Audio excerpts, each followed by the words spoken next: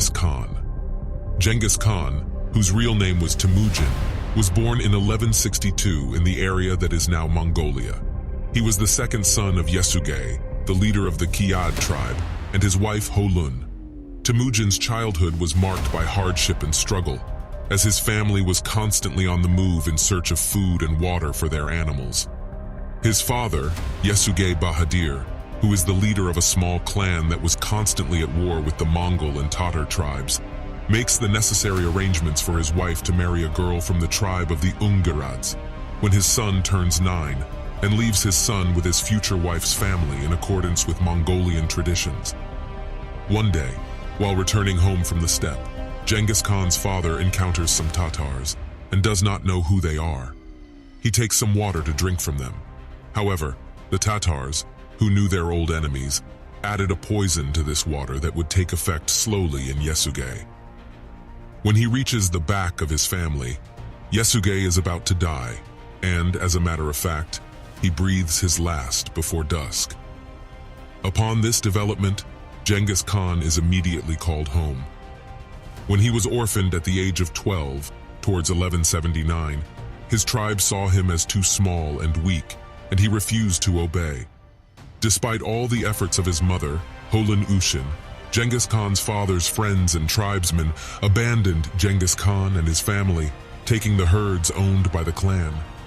He had to lead a miserable life of land and water hunting with his mother and siblings until he could reconstitute his herds of horses and sheep.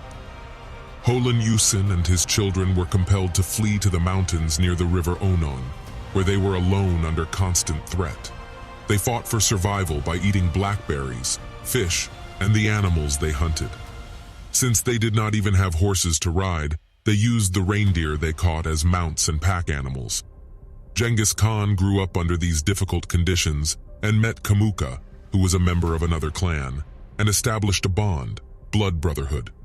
Later, the lives of these two friends would intersect, in secret history and other sources. It is stated that Genghis Khan, in this troubled poverty period, killed his brother with an arrow in a sudden anger after a struggle while sharing one of the fish they caught. His half-brother Bektar had stolen fish from Genghis Khan with a lark. With the help of his younger brother Khasar, Genghis Khan kills Bektar with an arrow. R. Marshall, on the other hand, claims that there is another reason behind the real reason why he killed his brother, and that Genghis Khan is trying to achieve one of the main points of clan politics by eliminating an important rival for family headship. Genghis Khan, who spent his childhood years in various difficulties, was held captive by rival tribes for a while. Her mother's grief turned into anguish when the Tayachut tribe, who had incited Yesugei's men against Genghis Khan's family, kidnapped Genghis Khan. Some researchers associate this captivity of Genghis Khan with his brother whom he killed, and because of the bond between this tribe and his half-brother, whom Genghis Khan killed, they claim he was kidnapped to take revenge. According to another claim put forward regarding the reason for his abduction, it is believed that they imprisoned Genghis Khan with the intention of killing Genghis Khan at a suitable time, because they were afraid that his family would avenge his troubles later. The secret history tells that Genghis Khan escaped after being held captive for several months, taking advantage of being handed over to a weak man during a local feast. Genghis Khan was saved thanks to the cooperation of Soldis chief Sokran Shira and his sons. It is said that Genghis Khan rewarded those who helped him escape when he founded his empire. Thanks to these events that Genghis Khan went through during his childhood and adolescence, to live like a simple peasant, even though he comes from a noble family, that adults are reasoned, capricious, and disloyal, and may be thought of as helping him learn that true loyalty can be found outside the clan or tribe. If this is the case, these experiences gained in the first years of his life have made significant contributions to the determination of some principles and the implementation of these principles for the political union he will establish in the future. After escaping captivity, Genghis Khan became his brother Khasar, an excellent archer. Together with him, he began to take care of his family's problems himself. As a result of their diligent work, Genghis Khan's family now owned 9 horses. One day, 8 of these horses were stolen by vagrants on the steppe. Genghis Khan retrieved his horses with the help of Bogurku, son of the Arulat chief. Thus, Bogurku became one of his closest friends and began to wait for the glorious days to become one of his most excellent generals. At the age of 16, Genghis Khan went to the Ungurad clan to marry Borte, whom his father had arranged before his death. Thinking that he needed support in order to regain the rights he inherited from his family, he went to Ong Khan, an old friend of his father's, the leader of the Kerayit, a Turkish origin community living around the Onon River. This event marked the beginning of a long and complicated relationship between Temujin and Borte. Some historians believe that Borte was raped during her captivity, and that Temujin may not have been the biological father of their first son, Yochi. However, Temujin never questioned Borte's fidelity, and he continued to support her throughout his life. Temujin had several other wives and concubines, as was common in Mongol culture. His favorite wife was probably Kulan, who was also known as Chabi. She was a trusted advisor and confidant to Temujin, and she played a key role in his later campaigns and conquests. Temujin had several children, including Yochi, Chagatai, Ogadai, and Tolui, who became his most trusted advisors and generals. However, his relationship with his eldest son Yochi was strained, as some historians believe that Yochi may have been the son of a Merkit warrior. Despite the challenges and complexities of his family life, Temujin remained committed to his people and his vision of a united Mongol nation. He was a loving and protective father, and he instilled in his children the values of courage, loyalty, and honor that he had learned from his own mother. Genghis Khan's rise to power was a long and challenging process that required both military and political skills. After his father's death, Temujin became the leader of his tribe, but he faced many challenges from other tribes and clans that were eager to expand their own territories. At a young age, he learned that the key to survival was to form alliances and build strong relationships with other tribes. Yet Genghis Khan was not a tribal person. He believed in merit. He was known for seeing people with talent, raising them without judgment based on class, ancestry, or even past affiliations. One of the best examples of this happened in 1201. During a war with the Tejut tribe, he almost lost his life because of an arrow shot on his horse. After the war was over, he went to the Tejut prisoners and asked who had shot that arrow. One soldier boldly stepped forward and said that he shot the arrow himself. Cengiz, impressed by the courage of the soldier, made this soldier a commander in his army and honored him by giving him the name Sebe, which means arrow. Sebe would become one of the greatest commanders of the Mongol army along with Subutai. To gain power, Temujin needed allies. He formed a powerful alliance with Togrul, the leader of the Kerayit tribe, who became his mentor and helped him win several battles against rival tribes. Temujin also married Borte, who was captured by a rival tribe but was rescued by Temujin.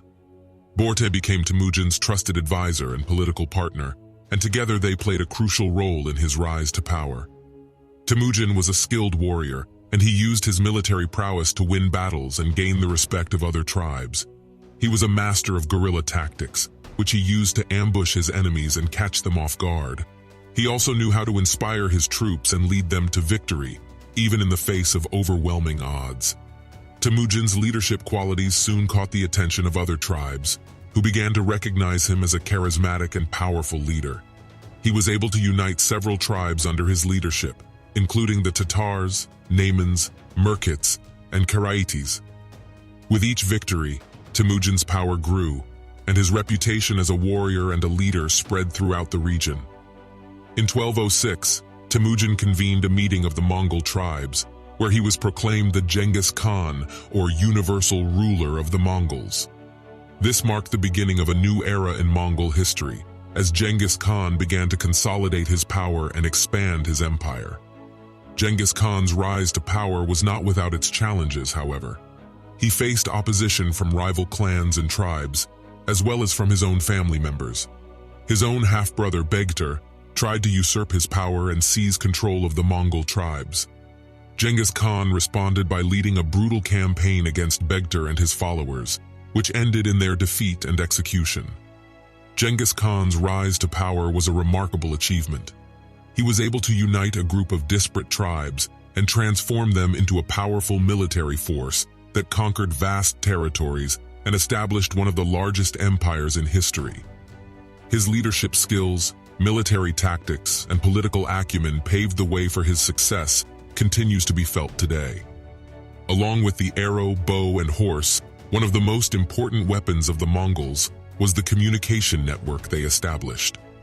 One of the first arrangements Genghis Khan made was to establish an established courier system called YAM. In this organization, which was very effective for the medieval period, households with horses were established in certain places. Any government official could change his horse at these points, sometimes traveling 320 kilometers a day with strong and rested horses. Not only was the system useful for circulating goods and information across the empire at an unprecedented speed, it was also a crucial source of intelligence, as the eyes and ears of the Khagan. Thanks to YAM, he was able to follow the events in the Khan's empire quickly, and learned the military and political developments very quickly with his agents and scouts. The YAM system also protected international ambassadors and traders. Thanks to this system, the famous Marco Polo was able to travel safely in Mongolian lands in the following years. Genghis Khan's military campaigns were among the most remarkable in history, as he conquered vast territories and established the largest empire the world had ever seen. His military tactics were innovative and ruthless, and he built a loyal army that was willing to follow him anywhere. Genghis Khan's first military campaign was against the Tatars, the tribe that had killed his father. He was only 20 years old at the time, but he had already established himself as a leader among his own tribe.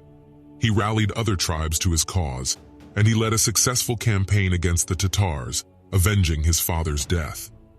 After defeating the Tatars, Genghis Khan continued to expand his territory, conquering other tribes and consolidating his power. He was a brilliant military strategist, using surprise attacks, hit-and-run tactics, and psychological warfare to defeat his enemies. He was also a master of logistics, ensuring that his army was well-fed and well-supplied, even in the most inhospitable environments. One of Genghis Khan's most famous campaigns was against the Khwarezmian Empire, which was located in what is now Iran and Central Asia. The Khwarezmian Empire was ruled by Shah Muhammad, who had insulted Genghis Khan by killing his ambassadors and seizing their goods. In response, Genghis Khan launched a massive invasion with an army of over 100,000 men. The Khwarezmian Empire was no match for Genghis Khan's army, which swept through the region, sacking cities and killing anyone who resisted. The campaign was marked by brutality and destruction, as Genghis Khan sought to punish the Khwarezmians for their disrespect. The Shah Muhammad was eventually captured and executed, and the Khwarezmian Empire was destroyed. Genghis Khan's conquests continued to expand as he moved into China and Russia. He conquered the Jin Dynasty in northern China, and he established the Yuan Dynasty, which was ruled by his descendants. He also conquered the Kievan Rus, which was located in what is now Russia and Ukraine. His campaigns were marked by bloodshed and destruction, but they also brought stability and unity to the regions he conquered. One of the keys to Genghis Khan's military success was his ability to build a loyal army. He recruited soldiers from all the tribes he conquered, and he treated them fairly and justly. He also implemented a merit-based system of promotion, where soldiers were promoted based on their abilities rather than their social status. This created a sense of loyalty and camaraderie among his soldiers, who were willing to follow him anywhere. Another factor in Genghis Khan's success was his use of technology. He introduced new weapons, such as the composite bow and the stirrup, which gave his soldiers a decisive advantage in battle. He also implemented new military tactics, such as the feigned retreat, which was designed to lure the enemy into a trap. Genghis Khan's legacy is one of the most enduring in history, as his conquests shaped the world in ways that are still felt today. His empire, which was the largest the world had ever seen, stretched from China to Europe, and his influence was felt in every corner of the world. His military tactics, political strategies, and cultural innovations continue to influence the world to this day. One of Genghis Khan's most important legacies was his political and administrative reforms. He introduced a centralized system of government, with a bureaucracy that was organized according to merit. He also abolished hereditary rule and replaced it with a system of appointment based on merit. This system ensured that the most capable individuals were placed in positions of power, regardless of their social status or background. Genghis Khan was also a great innovator in terms of military tactics and weapons. He introduced new weapons, such as the composite bow and the stirrup, which gave his soldiers a decisive advantage in battle. He also implemented new military tactics, such as the feigned retreat, which was designed to lure the enemy into a trap. These innovations were critical to his military success, and they continue to influence military strategy to this day. Another important aspect of Genghis Khan's legacy was his role in promoting cultural exchange and innovation. He was a patron of the arts and sciences, and he encouraged the exchange of ideas and knowledge among the different cultures in his empire. He also promoted religious tolerance and encouraged his subjects to practice their own religions freely. His legacy is also felt in the languages and cultures of the regions he conquered. He promoted the use of the Mongolian language, which became the official language of his empire. He also encouraged the adoption of Mongolian customs and traditions, which had a profound influence on the cultures of the regions he conquered. Perhaps the most lasting legacy of Genghis Khan is the impact he had on world history.